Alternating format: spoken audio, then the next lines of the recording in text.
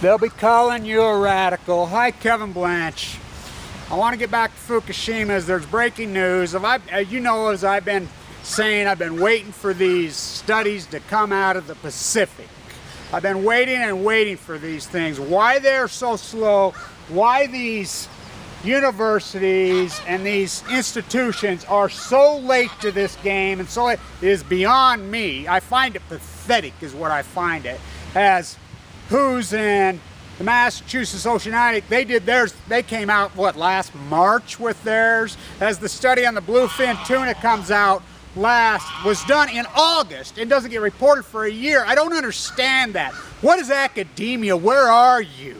Finally, NOAA's report comes out, and it's reported by RT, and I'll give it to Hartman and Beyond Nuclear. They have not dropped the ball. Those guys do incredible work with solid research, and Hartman knows his shit, as he is educated in this trade. So that is an honest journalist there as far as his mind.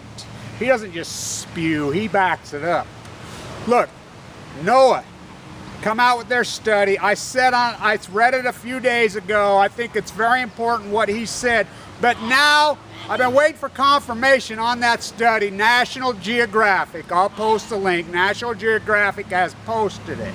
As I am the one who gave the very first report on Earth about plutonium being flowing into the Pacific Ocean. It was my report. That's the beauty of YouTube. Proof.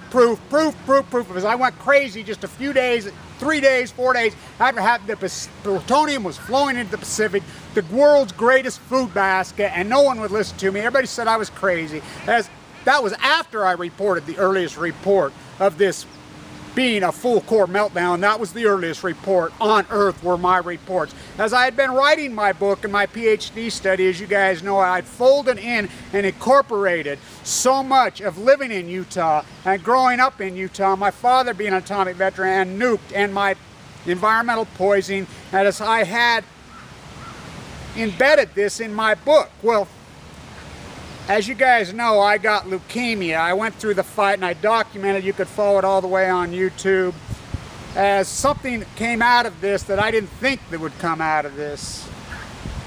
A lot of cancer victims have been watching my videos. A lot. I get a lot of emails, and I tell people all the time, if you're a cancer victim or a loved one, or you're dealing with cancers, if you want me to incorporate anything in one of my videos, just ask. I will do it. As I had one yesterday, she sent me an email. It says, Kevin, talk about the medications and the food and the different things to try to counter this, which I'm not an expert on that. I am somewhat. I'm working with a world-class dietitian. As you know, the PIC line came out of me recently. While I was in the hospital, these world-class doctors, I started running my hypothesis. As a child growing up on the Wasatch of Utah, and sometimes I take this for granted that everyone in Utah automatically knows what a downwinder is. I forget that the 30 years of dumbing down education, people don't know. Downwinders. Why is the contamination so heavy in Utah, I'd say not Nevada? Right now, what we got going on? The wind. It's where the wind blows. As Utahns, is the great oncologist, Dr. Victor Hansen, who stepped in and saved my life in my rare form of leukemia, said, Kevin, we are all downwinders, which I already knew that. We are the thyroid cancer capital of the world, maybe the leukemia. And I want to talk about radiation poisoning or exposure into the Pacific Ocean. As the ocean is being contaminated, as I said, hypothesized just a few days, as I understood this dynamic, as I have written about it, lived it my whole entire life. As NOAA says in that report, that it will take 5 years to completely encompass the Pacific. That is less than a year, the waves will start to wave in and roll into California. As the Northern Pacific, California, Oregon, Washington, Canada will get hit much, much harder than the South American Pacific on the coastline, which makes rational sense. It's all about the flow. But here's the thing, and this same report as the Massachusetts Institute confirms this report as the National Geographic report. And this needs to be said, and I will post his exact words. There will be pockets. This is the danger. This is the danger. It will not be just spread out and be homogeneous through that ocean. There will be pockets. How will we detect those pockets? We won't. That's the problem. As we are breaking down the food inspection process, they did pull 10 million out of it just 1 month after the Hiroshima, or I mean, excuse me, Freudian slip, Fukushima. Just 1 month, the GOP demanded that 10 million be taken out of the food inspection when 100 billion should have been added to the food inspection. We won't know. There's the problem. As you're eating fish, you don't know. It's not labeled where it's coming from.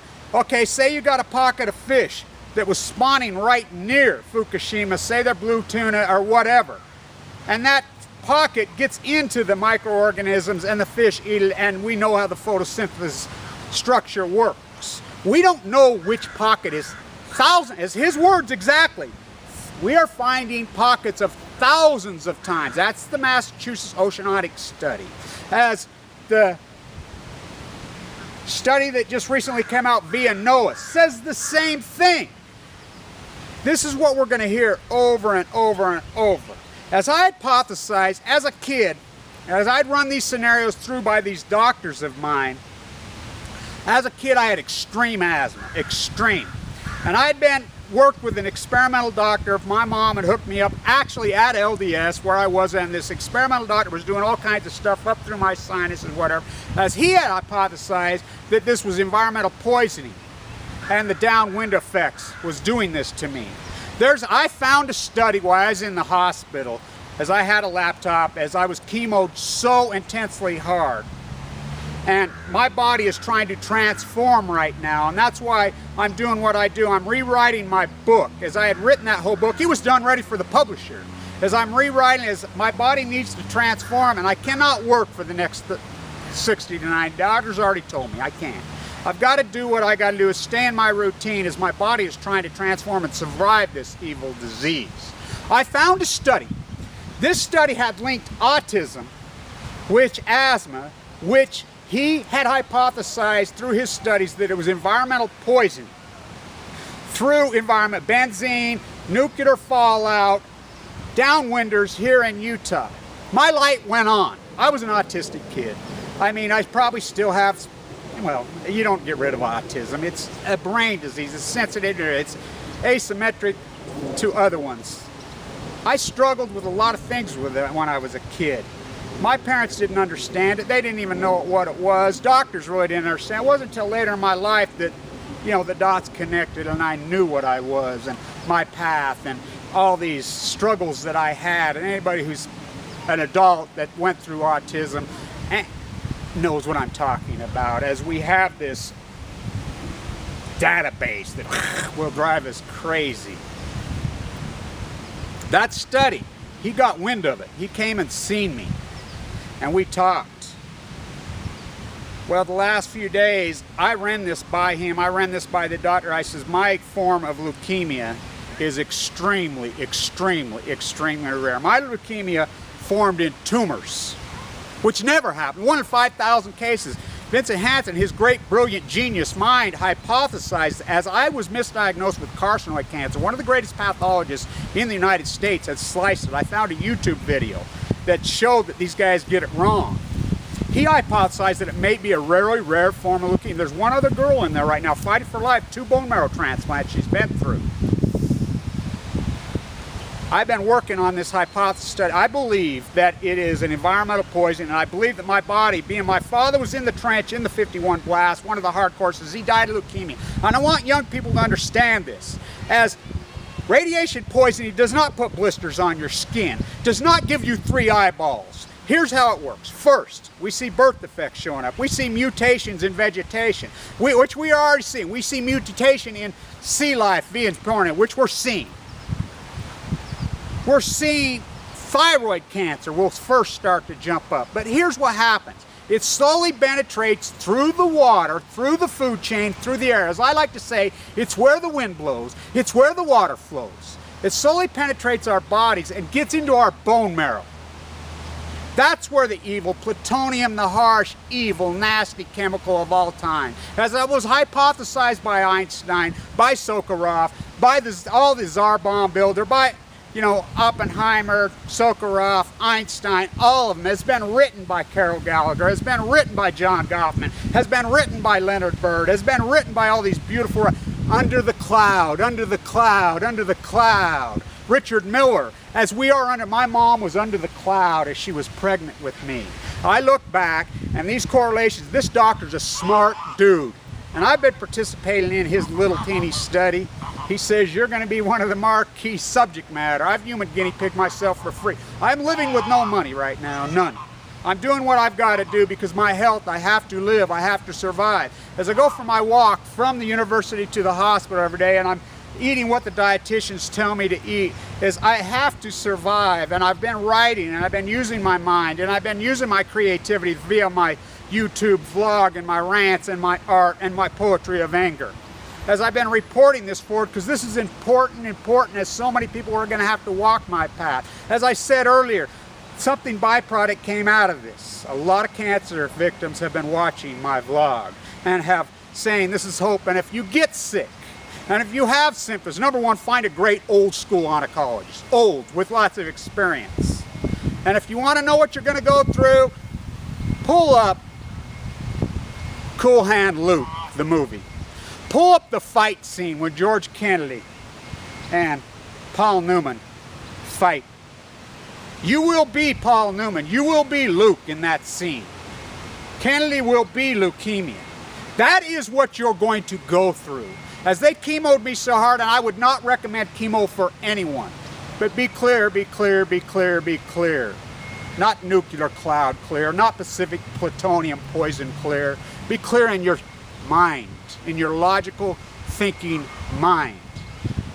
I was acute. I was on death's doorstep, within probably hours of death. These tumors had attacked me so viciously, I had no choice. They put a PICC line, they chemoed me so hardcore. I went without food and water for months. I was on the back, they chemoed me so hard it scarred me up, it burned me up, destroyed my body in every aspect. It tore my guts to pieces. I had no choice.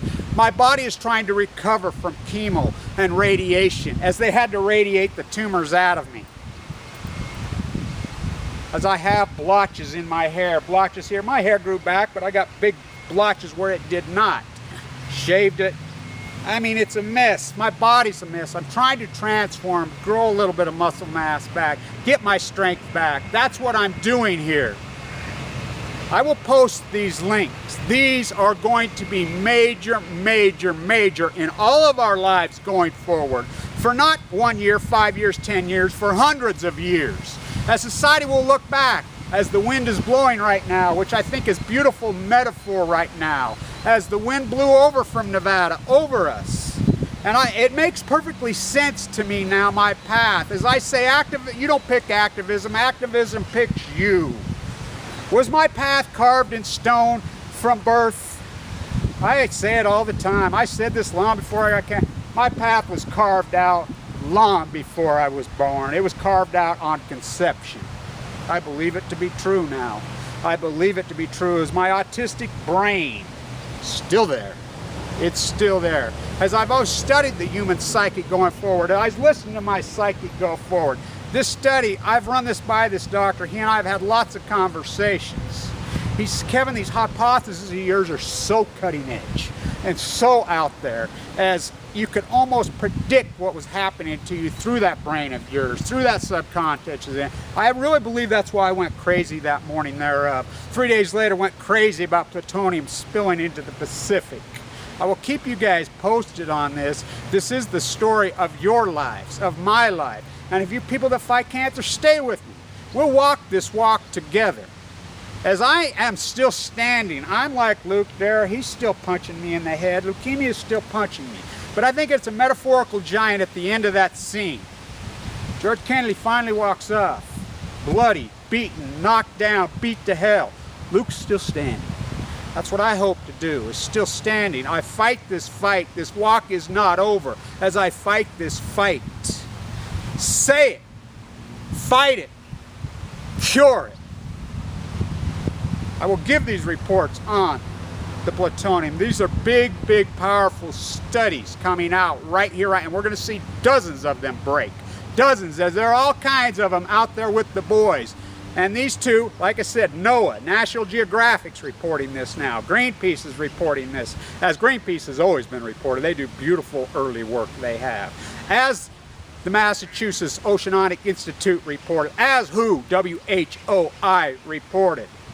As 5 years it will compass, California, as he says, the scientist for NOAA says, those waves, as I like, what's his name, who I post him, I think he's great. He always tells me, Kev, ride that wave. You know, we're all going to be riding that wave. Called plutonium. That's what this does to you. It is the silent evil killer. And the evil creeper reported this will kill 1,300 people, belongs in prison. That is beyond, that is asymmetric of yellow journalism. That is pink journalism. Orange journalism. It is creepy, it is evil, just like the IAEA, the NRC reported that, they still report to this day that Chernobyl only killed 4,000 people. It kills that a week. As she said in her beautiful documentary, The Battle for Chernobyl, that line is my favorite line. And as I love music, and I've been watching music, and you've been using musical therapy on me, I found out yesterday one of my all-time favorite songs, Heart, These Dreams. I love that song. She wrote that for her friend who died of leukemia. As I'm finding so many of these paths, and so much of it ties together. We're all in this together. This is the we. Asymmetric from the Federal Reserve, asymmetric from the government, asymmetric from the yellow journalists, asymmetric from Rupert's Fox machine. This is the we cannot avoid, the jet stream. The we, the jet stream. The jet stream, the ocean currents, they are the we, as we are all creatures of Other Earth, from a blade of grass to the moose, to the squirrel, to the fly, to us humans, us little creatures. We are the we. The jet stream says so. The ocean current says so. Nuclear fallout and the evil creeps that put this on us. They don't know, but they said so, including them. Stay with me, you will see. This is the we. I, my fight, my path. We. I. You. You will see. I am we. Kevin Blanch.